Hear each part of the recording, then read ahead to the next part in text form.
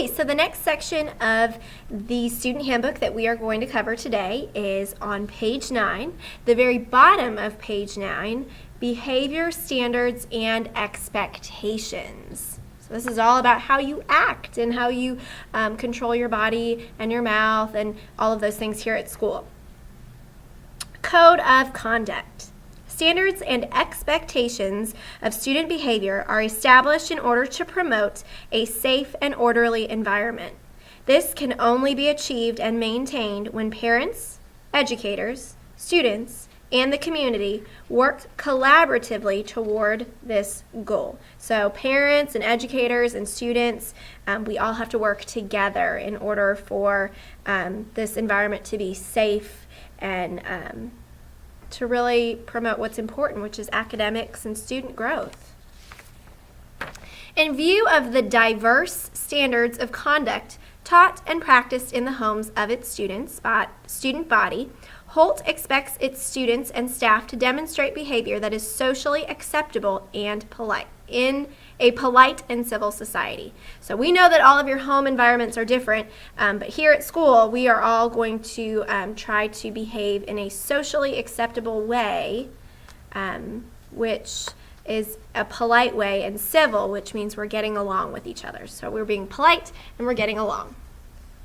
Learning and practicing such behaviors will promote a positive learning environment at school and help students learn how to successfully navigate the various life experiences they will encounter. So that basically means if we behave in a way where we're getting along and we're being polite to each other, we are more likely to learn and we are more likely to be able to handle ourselves well and behave in a polite way in public. So when you're like at Walmart. There are 5 general behavior standards that Holt students are expected to observe. Follow HMS staff directions. Be prepared for all classes. Use time wisely. Show courtesy, respect, and kindness to others. No put-downs. Move around the building in a quiet and orderly manner. Good 5 rules right there. In addition to general behavior standards stated above, students and parents should be aware of some specific behaviors which are considered unacceptable at Holt Middle School. These include, but are not limited to, so these are the things that cannot be at Holt Middle School: possession and or use of a weapon, real or toy, or other object that could be used as a weapon. So not even like a water gun. Fighting, play fighting, and or excessive horseplay, because if you're playing and you're being rough with each other, someone could eventually end up getting hurt, and we don't want that here. Willful physical contact that has the potential to be painful or injurious. Possession and or use of rubber bands and rubber band fired projectiles, i.e. hornets. Throwing or flipping any object or food in the cafeteria, automatic consequence for first offense, so there will be no warning. Bullying, mean talk or hurting other people, the act of one or more individuals intimidating one or more persons through verbal, so speaking, physical, mental, electronic, so that means your social media, or written interactions. So there is no bullying of any kind. Harassment, verbal, physical, racial, sexual, name-calling, writings, pictures, jokes, improper touching, the look. So you are not to be bothering anybody else. No bullying or making people uncomfortable, none of that. Threats and terroristic threatening, public displays of affection like kissing, embracing, holding hands, possession of inappropriate written or visual materials that are obscene, vulgar, violent, including notes or drawings, damage, destruction, or theft of private or public property, including graffiti, no graffiti, gang activity, including wannabe activities, i.e. dress, drawings, symbols, etc., possession, sale, use, or distribution of narcotics, drugs, illegal prescription or over-the-counter, alcohol, tobacco, or other controlled substances. Coercion, to get or try to get something from someone by force or threat. Academic cheating, including copying homework. Profane, vulgar language. Individual teachers may establish rules of conduct for their classrooms and may establish their own disciplinary actions concerning those rules. The school reserves the right to control any behaviors considered subversive to good order and discipline, even though such behaviors are not directly specified in the preceding rules of conduct. So they still reserve the right in the office to discipline you for any behavior that might not be on this list, but is still very inappropriate for school. Okay, the next section that we're looking at right now is the Holt Middle School dress code. Okay, so starting down that grid, we have leggings. We know leggings are very popular, so here's the rule. Leggings and yoga pants must be covered by t-shirts, sweaters, skirts, shorts, and dresses that are mid-thigh in length, modest, and fitting. So you have to make sure that your rear end is covered when you are wearing those leggings. Loungewear, pajamas, house shoes, and loungewear are prohibited, so do not wear your pajamas to school. Pants. Sagging is not allowed at all. Specified in Arkansas Law, Act 835. Clothing with holes, rips, or tears above mid-thigh length is not permitted.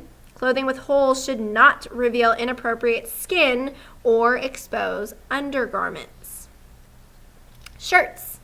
Students are prohibited from wearing, while on the school ground, during the school day, and at school-sponsored events, clothing that exposes underwear, buttocks, or the breast of a female. State Law 835 of 2011.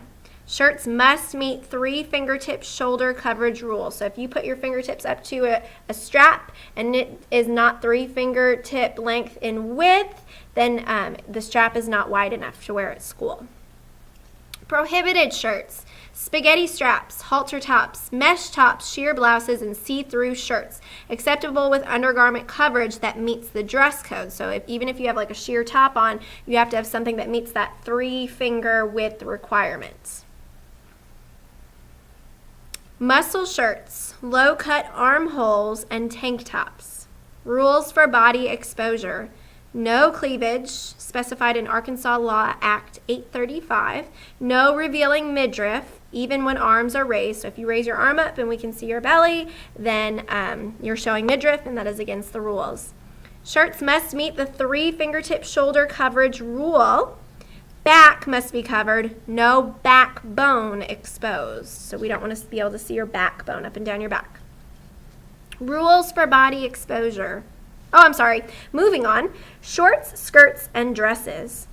Shorts, skirts, and dresses are to be modest in length, appearance, and fit. A standard acceptable length is a garment that reaches no more than 6 inches above the knee or the length of a dollar bill. So if you can put a dollar bill on your knee and it run all the way up your leg, if your short or skirt or dress is above that dollar bill on your leg, then it is too short.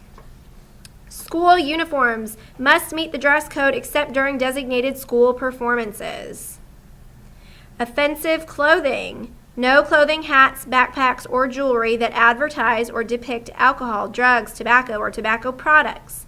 Violence, hate themes, racial gender degradation, sexually explicit or suggestive wording or pictures, gang affiliation, gang-related tattoos or gang monikers, subject matter groups that promote illegal activities, or clothing likely to cause a disruption within the school environment. So if it's got something inappropriate on it, don't wear it. And others, so these are things that fall in a different category. Hats are not allowed to be worn in the building except on themed days. No long belts, spiked accessories, sunglasses, bandanas, or chains. No tattoos displaying defamatory writing, racist, obscene language, or symbols of drugs, sex, marijuana, or alcohol. So if your tattoo has a meaning that is inappropriate, don't let it show. No bare feet in the interest of safety and hygiene, so you have to wear at least flip-flops. No costumes or hoodies with hood up, so you cannot wear your hood up, you have to take it down. No shoes with rollers or heelys.